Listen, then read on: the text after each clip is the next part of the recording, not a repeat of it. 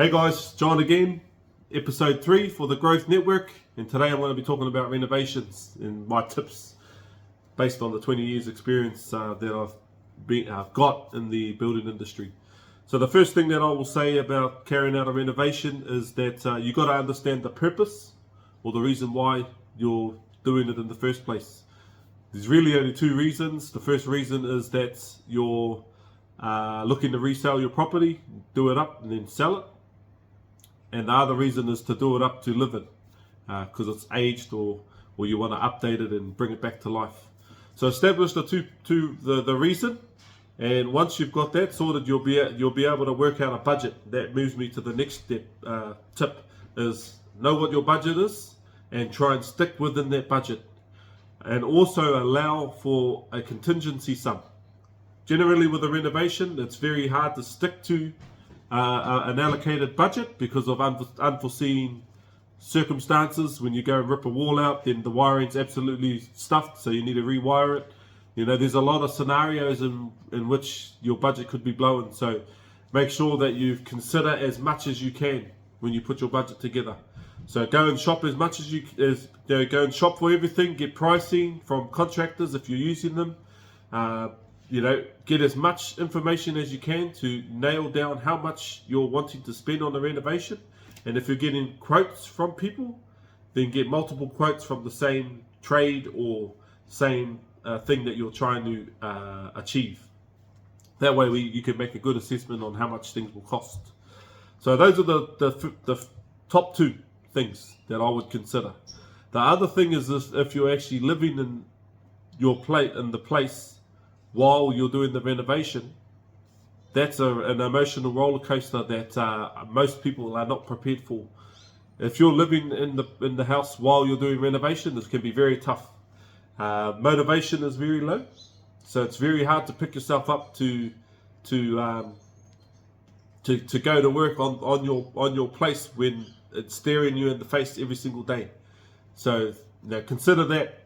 And it's very messy, so you got to clean up every time that you're finished for the day. You got to allow time for cleaning up, putting away tools, and it actually adds time to the renovation project itself. So the best case is to live somewhere else, but a lot of people don't have that luxury, and so they have to live in the house that they're renovating, unless they own somewhere else or anything like that. But that's a big thing to consider when you're undertaking a renovation. The other thing that I would highly recommend is understand your skill set and what your skills are that you have available to you, that you can actually take on some of the responsibilities or work for the renovation or task that you're carrying out. So if you're an accountant, then, or like you have a professional career, then there's probably not a lot of things that you know in relation to skill set, but everybody knows how to pick up a paintbrush and clean up and get rid of rubbish, or go and shop to organize like what gear what tapware they want, what fixtures they want in the place. Everybody has the capability of doing those things, so do those types of things where you can. So a lot of stuff when it comes to renovation is just a lot of hard work, especially when it comes to demolition. You can do demo. So just try and do as much as you can based on your skill set. Now, if you're a plumber, then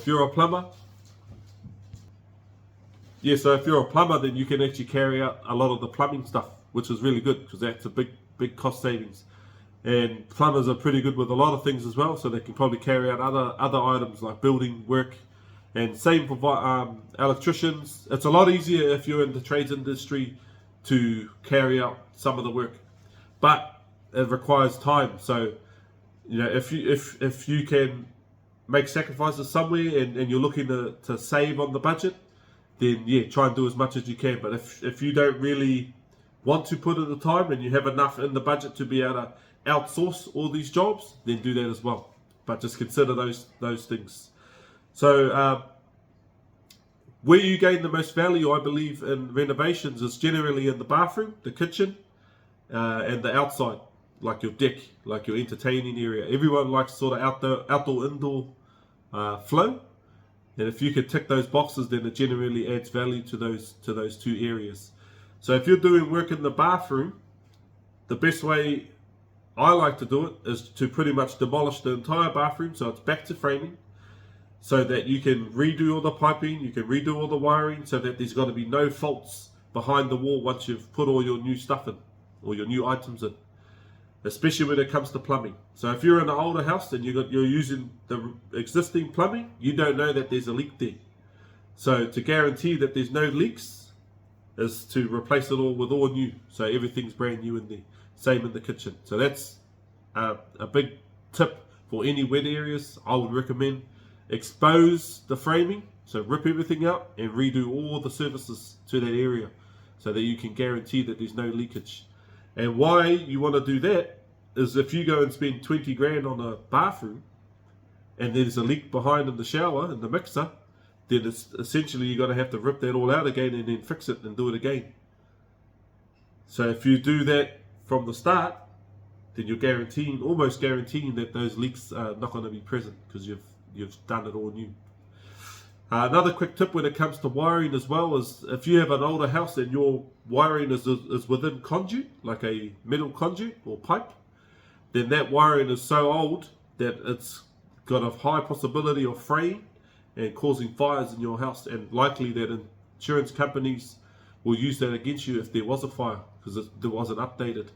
So I would highly recommend, if you have that type of wiring in your house, is to replace all your wiring to brand new switchboard, because that's definitely dated and it's actually a fire risk to your property. When you need, another thing that I want to talk about is consents. So a lot of items you don't actually need consent on when you're doing renovations. You don't need consent to redo your bathroom as long as you're replacing the items in your bathroom for the same amount of fixtures.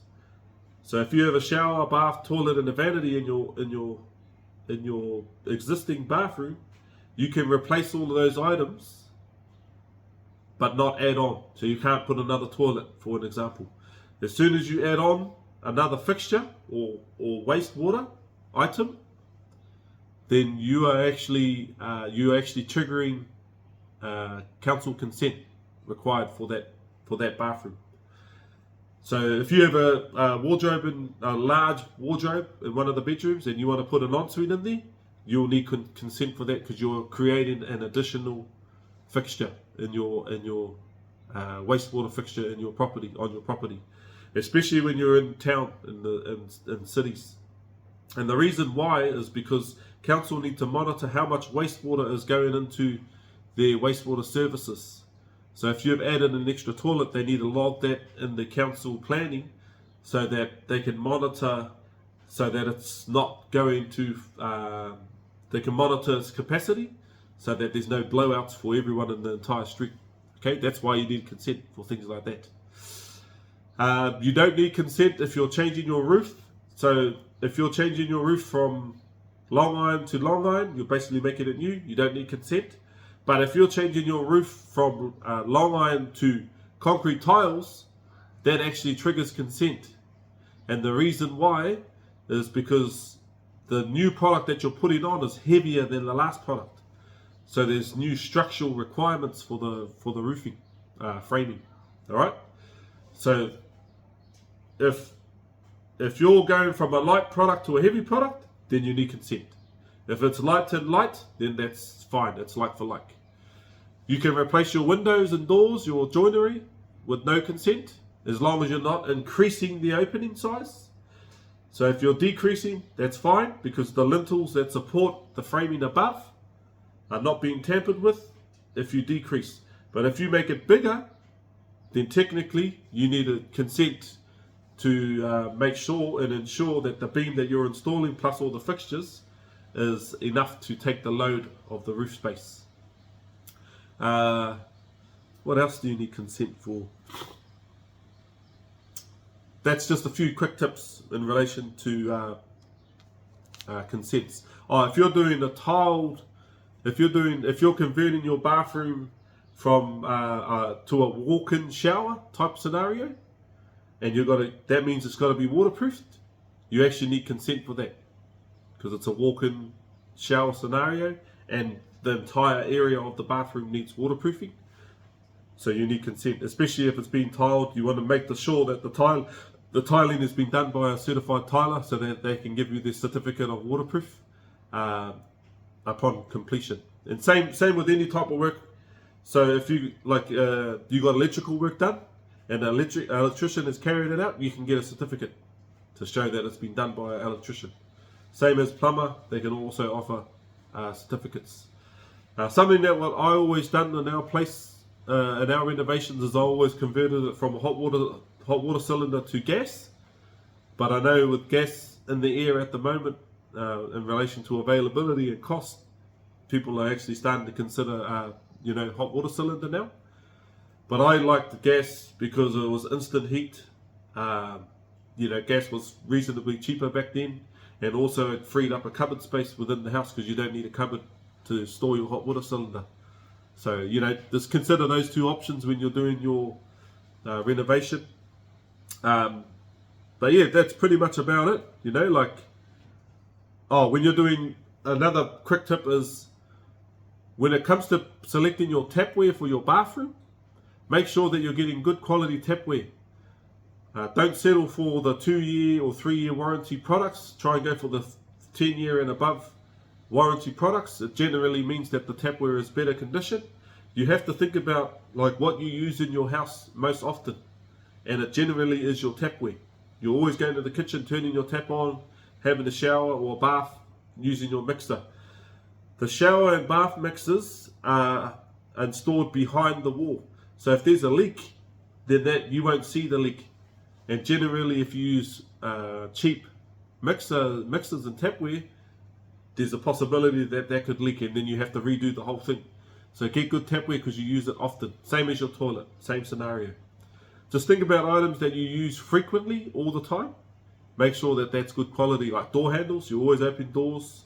Sometimes you're probably wondering, why is my door handle always loose? It doesn't work properly. It's probably because it's a cheap door handle. Okay, so just consider that. Even your switches, your light switches, there are good ones and bad ones. The better the switch and the outlets, the longer they will last. Alright, so thank you very much. So that's the end of episode 3. I just wanted to give you a quick